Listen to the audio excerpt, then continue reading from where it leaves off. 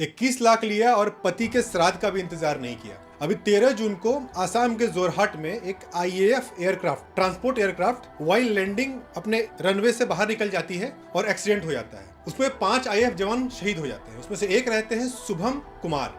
शुभम कुमार बिहार के जहानाबाद में एक गांव है बेवरिया, वहीं के रहने वाले हैं और उनके पिताजी एक फार्मर हैं। मतलब खेती के पैसे से उन्होंने अपने बच्चे को पढ़ाया। कभी कभी ऊपर वाले पे बड़ा गुस्सा आता है कि आप इतने निर्दयी कैसे हो सकते हैं, एक फार्मर का बच्चा आप छीन ले रहे हो। शुभम कुमार की शादी ठीक हुई थी श्रेया राय से। शादी 2027 के होली के बाद होने वाली थी, क्योंकि इस साल उनके घर में उनकी दादी की मौत हुई थी और हिंदू धर्म में ऐसा होता है कि जब घर में कोई मर जाता है, अनहोनी हो जाता है, तो उस साल कोई खुशी की चीज नहीं करनी चाहिए। समझ जलने के बाद, होलिका जलने के बाद, होली के बाद साल चेंज हो जाता है, तो फिर आप शादी ब्याह कर सकते हो। बट शुभम कुमार और श्रेया राय पहले ही जाके कोर्ट में कोर्ट मैरिज कर चुके थे।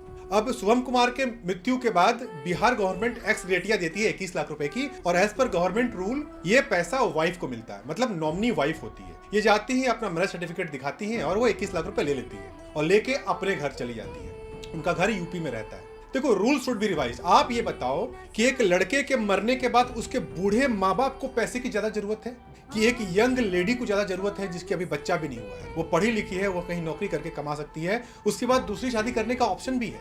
बट एक माँ बाप एक नया बेटा नहीं ला सकते। जो बेटा उनका चला गया वो दोबारा नहीं आएगा, तो ज्यादा जरूरत उसके माँ बाप को है। और सरकार ने ये पैसा वाइफ को इसलिए दिया होगा कि लड़के के मरने के बाद उसकी वाइफ उसके माँ बाप को देखे, लड़के की माँ बाप का ख्याल रखे।